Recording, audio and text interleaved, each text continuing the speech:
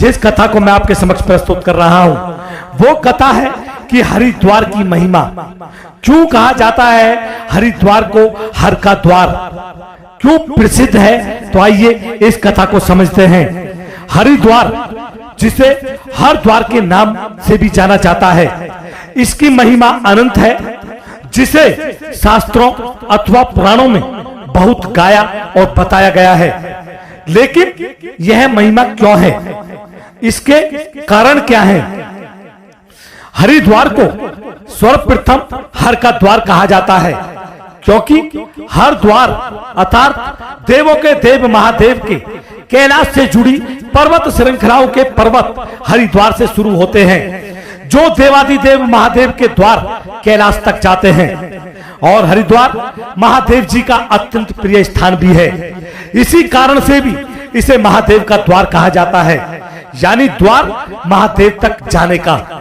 हरिद्वार वह स्थान है जो संसार में दूसरे स्थान पर बसा था, अर्थात पृथ्वी पर सर्वप्रथम काशी मुक्ति क्षेत्र अर्थात आनंद वन की रचना हुई थी, जिसे भगवान सदाशिव ने अपने शिवलोक में त्रिशूल से रचकर धरती पर स्थापित किया, जो मुक्ति देने वाले काशी के नाम से त्रिलोक विख्यात है। उसके बाद ब्रह्मा जी ने अपने पुत्र दक्ष प्रजापति को राज्य करने के लिए धरती पर जो स्थान प्रदान किया वो हरिद्वार ही था।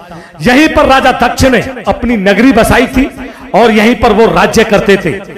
यही दक्षपुरी के नाम से पुराणों में वर्णित स्थान है। ये संसार में बसा दूसरा नगर था, पहला काशी, दूसरा हरिद्वार, इसलिए भी इसकी महिमा है।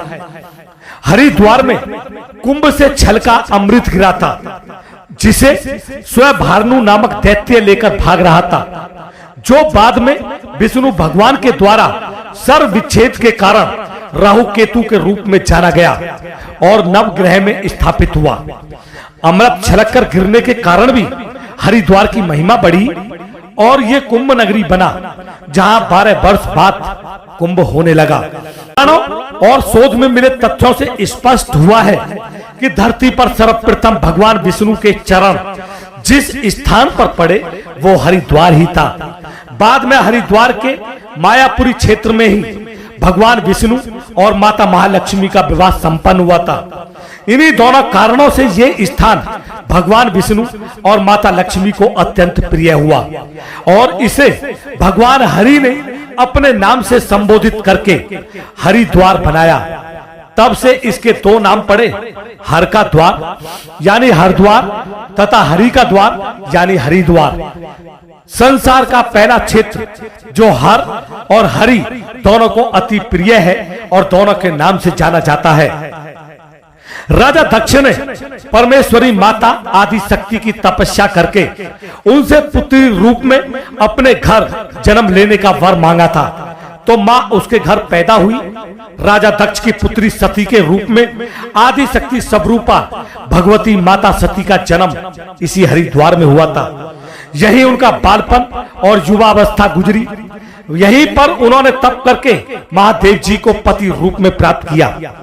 तब भगवान महादेव जी, ब्रह्मा जी, विष्णु जी, इंद्र, सूर्य, चंद्र आदि देवों व लक्ष्मी, सरस्वती, इंद्राणी, गायत्री आदि देवियों और ऋषि मुनियों तथा अपने गणों सहित बारात लेकर यहाँ पर आए थे और माता सती से विवाह किया था। इस कारण से भी हरिद्वार की महानता बढ़ती है। राजा दक्ष ने विश्व विख्यात जो यज्ञ किया था वो भी हरिद्वार के कनखल क्षेत्र में ही किया था, जहां राजा दक्ष का महल था।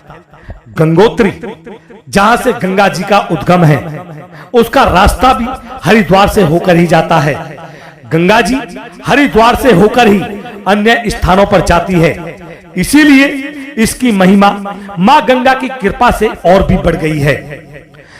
4 धाम यानी गंगोत्री, यमुनोत्री, केदारनाथ, बद्रीनाथ तक जाने से पूर्व हरिद्वार में पूजन करना अनिवार्य है, जो देवों की आज्ञा है।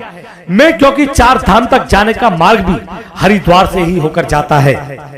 महादेव जी की पुत्री माता मनसा, जो नागराज वासुकी की बहन थी, उनका निवास स्थान भी हरिद्वार में ही है, जो मां मनसा देवी के नाम से विख्यात है, जहां हजारों भक्तगण प्रतिदिन मां के दर्शन करने दूर दूर से आते हैं। मन की कामना पूरी करने के कारण मां को मनसा देवी कहा जाता है। रामायण काल में अहिरावण और महिरावण श्री राम को जब पाताल में देवी के सामने बलि देने के लिए ले गए थे, तो महादेव जी के अवतार श्री हनुमान जी ने देवी से श्री राम की बलि टालने का आग्रह किया था। तब देवी ने हनुमान जी से कहा था कि मैं इस पातालपुरी को त्याग कर शिवपुरी अर्थात हरिद्वार की पर्वत श्रृंखला पर जा रही हूं। तुम इन दोनों असुरों की बलि मुझे दो, जिससे मुझे प्रसन्नता होगी और पाताल में धर्म स्थापना होगी। तब जो देवी पाताल से उठकर हरिद्वार के पर्वतों पर विराजी, वो मां चंडी देवी के नाम से विश्व विख्यात है। रामायण काल में रावण को जीतने के बाद और अयोध्या आने के बाद श्री राम ने सीता जी, लक्ष्मण, भरत, शत्रुघ्न और हनुमान जी महाराज सहित यहाँ आकर माता के दर्शन किए थे और मां चंडी देवी का आशीर्वाद लिया था। माता सती ने जब दक्ष यज्ञ में अपने देह को यज्ञ कुंड में जला दिया था, तब महादेव जी जब उनका देह लेकर बहुत समय तक जब पृथ्वी भ्रमण करते रहे और उन्होंने संसार को भुला दिया, तब विष्णु जी ने अपने कांता नामक चक्र से सती माता के शरीर को 51 भागों में विच्छेद किया था, जिनमें से माता सती का हृदय हरिद्वार में गिरा था और माया देवी के नाम